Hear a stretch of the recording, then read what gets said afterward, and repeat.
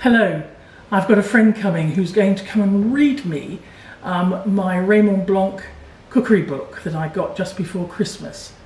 It's really difficult to get cookery books that are accessible and on audio tapes, so I'm going to make her some lunch to thank her. So I'm just going to knock together some bread and a bit of crab chowder.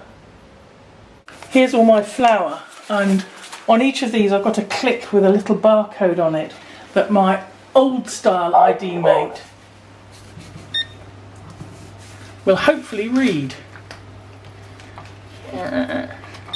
Wholemeal flour. These are the talking scales, and I've been asked to introduce them. Hello. And they say hello. Okay. It's ready. So I'm just going to weigh out the flour and the yeast.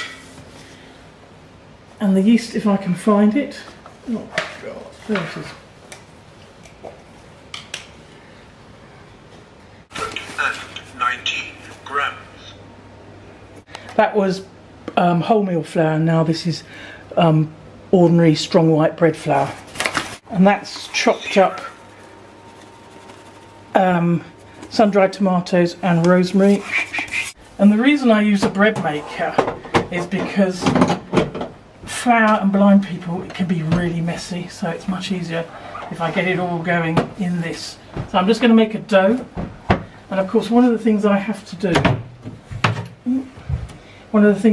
do is to memorise all the settings on the bread maker so I know what I'm doing. So on 1, 2, 3, 4, go. And that should be saying 2 hours 20, I hope. I'm just going to start on the chowder, so I'm going to finely chop about 3 rashers of bacon, then finely chop an onion and sweat them off together so that they start softening up. And I get my bacon and most of my pork from Greenfield Pork in Fareham at the Growers Market, and they're really excellent and they've won awards for their pork. There goes the bacon.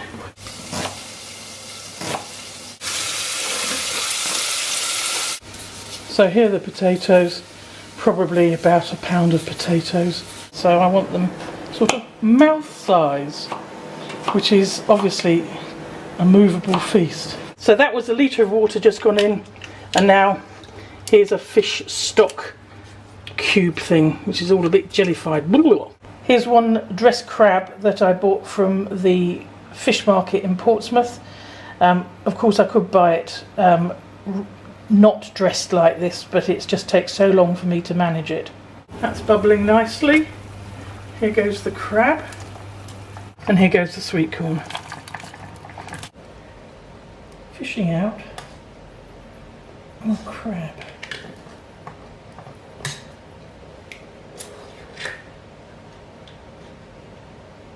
A good grind of pepper. I'm just going to part liquidise this. Parsley.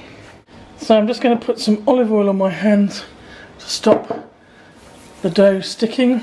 This is just half of the dough.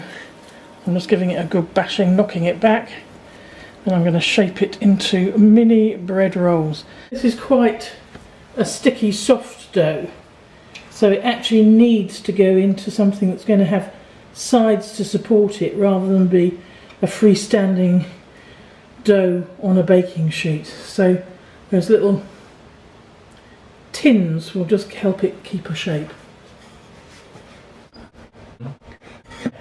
And that's just some oiled plastic over the bread for its final proof before I bake it. Okay, these are proofed long enough, so they're going to go into the oven.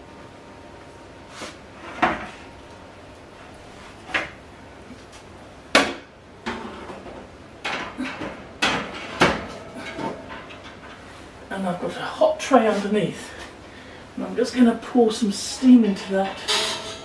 I can find the damn thing.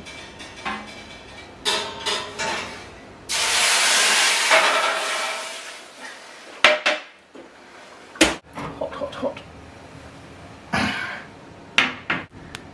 Can you hear that? sounding nice and hollow. Delicious.